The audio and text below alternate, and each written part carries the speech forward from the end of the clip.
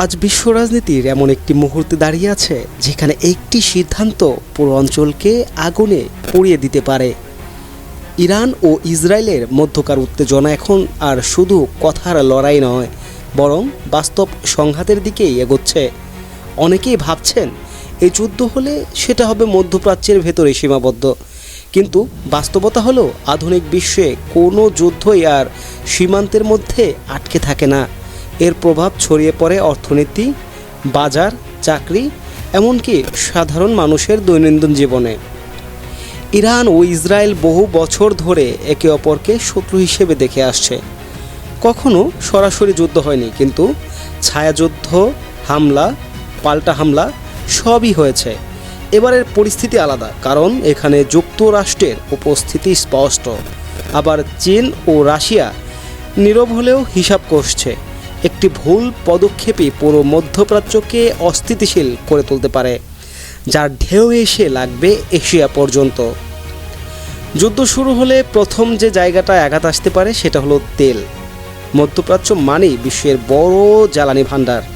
যদি এই অঞ্চলে বড় সংঘাত শুরু হয়, তেলের সরবরাহ বাধাগ্রস্ত হবে, এটা প্রায় নিশ্চিত।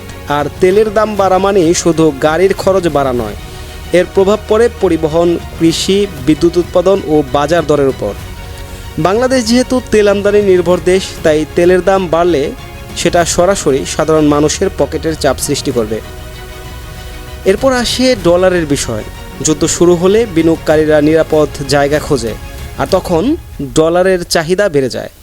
ডলার শক্ত হলে আমদানি ব্যয় বাড়ে, যার মানে হচ্ছে নিত্য প্রয়োজনীয় দ্রব্যের দাম আরও বাড়তে পারে। চাল, ডাল, তেল সব কিছুই তখন ধীরে ধীরে নাগালের বাইরে চলে যাওয়ার ঝুঁকি তৈরি হয়। আরেকটি বড় বিষয় হলো প্রবাসী বাংলাদেশিরা। মধ্যপ্রাচ্যের বিভিন্ন দেশে লাখ লাখ বাংলাদেশি কাজ করেন। যুদ্ধ দীর্ঘ হলে তখন অনেক প্রজেক্ট বন্ধ হয়ে যেতে পারে, কাজ কমে যেতে পারে, এমনকি মানুষকে দেশেও ফিরে আসতে হতে পারে। এর প্রভাব পড়বে রেমিটেন্সে, যা আমাদের অর্থনীতির একটি বড় শক্তি। এই দিকটা অনেক সময় আলোচনার বাইরে থেকে যায়, কিন্তু বাস্তবে এটা সবচেয়ে বড় বড় ঝুঁকিগুলোর মধ্যে একটি। অনেকে প্রশ্ন করেন, বাংলাদেশে কি সরাসরি যুদ্ধে জড়িয়ে পড়তে পারে? বাস্তব উত্তর হলো, বাংলাদেশ সরাসরি সামরিক সংঘাতে জড়ানোর সম্ভাবনা কম, কিন্তু যুদ্ধের পরোক্ষ প্রভাব থেকে রক্ষা পাওয়ার সুযোগও খুব কম, কারণ আমরা বৈশ্বিক অর্থনীতির অংশ। বিশ্বে কোথাও বড় ধাক্কা লাগলে তার প্রতিফলন আমাদের বাজারেও দেখা যায়। তাহলে কি আতঙ্কিত হওয়া উচিত? না, আতঙ্কিত নয়, সচেতন হওয়া উচিত।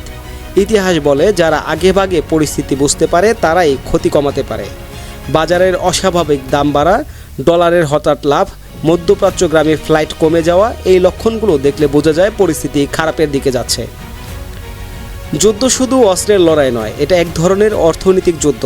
বড় শক্তিধর দেশগুলো অনেক সময় যুদ্ধ থেকে লাভবান হয়, কিন্তু সাধারণ মানুষ সবসময় ক্ষতিগ্রস্ত বেশি হয়।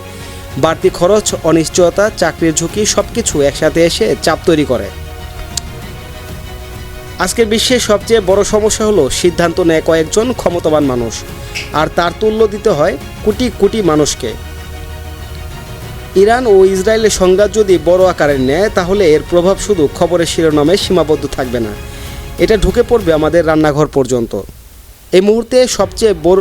এই সময়ে সবচেয়ে জরুরি বিষয় হলো বাস্তব তথ্য জানা, গুজবে কান না দেওয়া এবং পরিস্থিতি পর্যবেক্ষণ করা।